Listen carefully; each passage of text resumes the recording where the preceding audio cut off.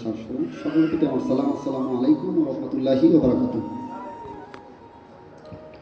বিষয়টা হচ্ছে, আপনারা দেখতে পাচ্ছেন আজকে যারা আন্দোলন করছে প্রত্যেকের বয়স 20 থেকে বা 15 থেকে 40 পর্যন্ত। এর মধ্যে আমরা আসলে এই আন্দোলনটা কেন করেছি এটার উপরে একটু বিষয়ে কথা বলবো। আন্দোলনটা করার একটাই উদ্দেশ্য ছিল, আমাদের বয়স মিনিমাম, আমার বয়স যদি বলতে যাই, আমার বয়স 25 বা 26, কিন্তু এই 26 বয়সের মধ্যে আমি আমার চোখের সামনে 17টি বছর অন্যায়, জুলুম, অত্যাচার, নিপীড়িত, গুম, খুন, হত্যা, এগুলো আমার চোখের সামনে দেখতে দেখতে আমরা একসময় প্রতিবাদী হয়ে উঠি। তারই পরিপ্রেক্ষিতে 16 জুলাই রংপুরের বীর সন্তান শহীদ আবু সাইদ ভাইয়ের নিরলস প্রসারিত দেহ উজাড় করে দেওয়ার কারণে আমরা সারা দেশের সকল সমবয়সী ভাইয়েরা আত্মদান করার জন্য আমরা মাঠে নামি। তারই পরিপ্রেক্ষিতে গত 16 জুলাই আমার লাইফের প্রথম আন্দোলন শুরু করি আমি। যেদিন আবু সাইদ ভাই শহীদ হন ওই দিন থেকে আমার জীবনের আন্দোলন শুরু। আন্দোলন চলাকালীন সময়ে উত্তরায় প্রথম একদিন গুলিবিদ্ধ হই, এরপর থেকে আন্দোলন চলমান থাকে। গত 4 আগস্ট যখন গাজীপুরের আনসার একাডেমির সামনে মর্মান্তিক বিভৎস গুলি চলে, যেখানে ভারতের র বাহিনী, আনসার বাহিনী, পুলিশ বাহিনী, আওয়ামী লীগ ফ্যাসিস্ট বাহিনী, হেলমেট বাহিনী, তারা একসাথে প্রায় 1000 খানিক কর্মকর্তা মিলে আমাদেরকে প্রতিহত করার চেষ্টা করে। এক পর্যায়ে আমরা কালিয়াকৈর থানা ঘেরাও করার উদ্দেশ্যে সেখানে যাই। যাওয়ার লগ্নে কয়েক দফায় আমরা তাদের সাথে বৈঠক করার সিদ্ধান্ত নেই। গুলি চলার পরে এক পর্যায়ে তারা আমাদেরকে ডেকে নেয় এবং বলে, একজন আসো, আমরা আপনাদের সাথে বসে সিদ্ধান্ত নেই কী হবে। তো হাজারো ভাইয়ের মাঝে আমি মোশারফ তাদের সেই পুলিশ বাহিনীর সামনে হাত প্রসারিত করে তাদের দিকে অগ্রসর হই। কিন্তু দুঃখের বিষয়, আমাকে এইভাবে ডেকে নিয়ে যে গুলি করবে এটা আমার জানা ছিল না। হাজারো ভাইয়ের মাঝে যখন আমি তাদের কাছে চলে গেলাম, এখান থেকে 10 হাত দূরে পুলিশ বাহিনী। আমার কাঁধে একটা ব্যাগ ছিল, ব্যাগটাও রাখতে বলছে, আমি সেটাও রেখেছি। খালি হাতে আমি তাদের কাছে যাই। কিন্তু নরপশুরা এতটাই জঘন্য ছিল, আমাকে কাছে নিয়ে যে গুলি করবে এটা আমার জানা ছিল না। এক পর্যায়ে তারা আমাকে বলে, আপনি কি জন্য আসছেন? তো বলছি, স্যার আমরা তো আপনাদের ভাই, কি জন্য আমাদেরকে গুলি করতেছেন? আমরা একটু সামান্য প্রতিবাদী মিছিল এদিকে চলে যাব। কিন্তু সেই নরপশু হায়না পুলিশ বাহিনী আমাকে বলে ফায়ারিং। ফায়ারিং বলার সাথে সাথে আমার ওই সময় মনে হয়েছিল, যদি আমি তাদের কাছে যে পায়ে ধরি আমাকে তারপরও ক্ষমা করবে না। 200 গজ দূরে আমার ভাইয়েরা তারা ভেবেই নিয়েছিল আমাকে গুলি করে তারা মেরে ফেলবে। কিন্তু আমার বোধগম্য হয়, আমি যদি মারাই যাই, আমি যদি আজকে এখানে আত্মত্যাগ করি, আমার লাশটা যেমন আমার পরিবার পর্যন্ত যায়, এজন্য তাদের এই গুলির মুখে আমি পিছনে হটতে বাধ্য হই।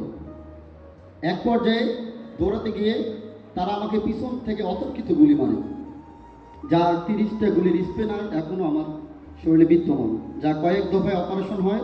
এখন শরীরে বা আমার মাথায় 14 থেকে 15টা স্পিনার রয়েছে। তো এই দুর্দশা সময়ে যখন আমি ওখানে পড়ে যাই, আমাদের মা বোনেরা এত পরিমাণ আন্দোলনে আমাদেরকে সহযোগিতা করছে যা অকল্পনীয়। মায়েরা এসে আমাদেরকে ধরে ধরে পানি খাওয়াইছে, পানি দিছে, রক্ত বন্ধ করার জন্য যেটা করলে সেটা করছে। এক পর্যায়ে আমি যখন আমার সেন্সলেস হারিয়ে ফেলি, তখন কিছু ভাইয়েরা আমাদেরকে মেডিকেলে নেওয়ার জন্য উদ্যোগ নেয়। এই মুহূর্তে আমার ছোটো ভাই আন্দোলনরত অবস্থায় ছিল। আনসার একাডেমির সামনে যখন আমাকে রিক্সা করে নিয়ে যাওয়া হয়, ওখানে আবারও অতর্কিত গুলি শুরু হয়। আমি আমার ছোটো ভাই আমাকে যখন শুনতে পারছে যে আমাকে গুলি লাগছে, ও আমাকে নেওয়ার জন্য আসে। পর্যায়ক্রমে আমি বলছি, আমার দেহ থেকে রক্ত ঝরছে, তখন আমি সেন্স ফিরে পাই। আমার শরীরে যা রক্ত ঝরছে, প্রয়োজনে এখানে শহীদ হবো, আমি মেডিকেলে যাব না। তৎক্ষণাৎ আমার ছোটো ভাইকে আমি একটা লাঠি দিই, আমার রক্তাক্ত শরীর অবস্থা নিয়ে আমি আমার ছোটো ভাইকে একটা লাঠি দিই। কিন্তু এই নরপশুদের আঘাতে আমি আমার ছোটো ভাইটাকে তখন আন্দোলনে শরিক করার জন্য লাঠি দিলাম, আবার অতর্কিত গুলি করা শুরু করল।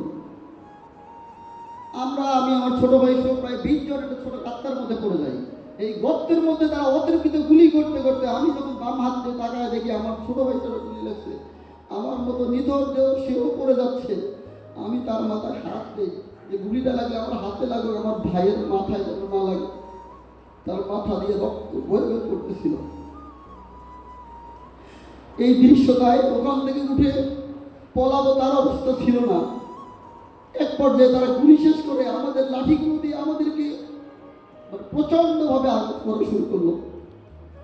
আমরা উঠে তাদের পায়ে করে বাচ্চা সে সুযোগ আমাদের ছিল না। আমরা উঠে পালাইতে গিয়ে আমার ছোট ভাইকে আবার এমনভাবে আঘাত করলো, ও তাদের মাটির সাথে পায়ের নিচে পড়ে গেল। এই দুর্দান্ত মুহূর্তে আমি আমার ছোট ভাইকে হারিয়ে ফেলি 1 ঘন্টার জন্য।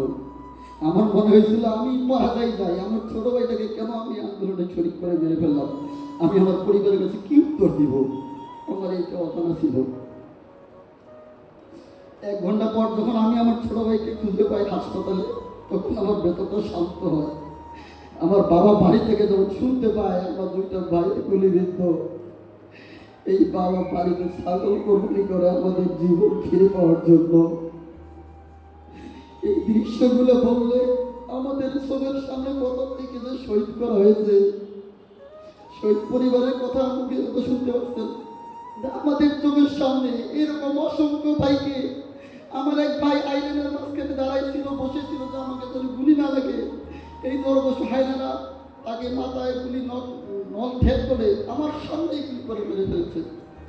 আমরা চাবো আমাদের জেলায় সম্মানিত ডিসি স্যার এবং এসপি স্যার আমাদের যেভাবে খেয়াল রাখে, তদারকি করে, আমরা সত্যি গর্বিত আমাদের এরকম ডিসি স্যার এবং এসপি স্যার পাওয়া।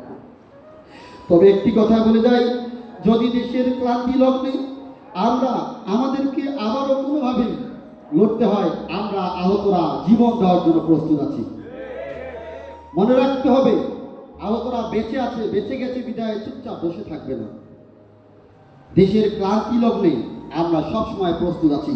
যখনই দেখবো এই দেশে কোনো ফ্যাসিস্ট আবার মাথা ছেড়ে দিয়ে উঠবে, আমরা আমাদের জীবন দিয়ে হলেও, যতদিন না একটা আহত জুলাই যোদ্ধা বাংলাদেশে বেঁচে থাকবে, কখনো ফ্যাসিস্টদের আমরা জাগ্রত হতে দিব না ইনশাআল্লাহ।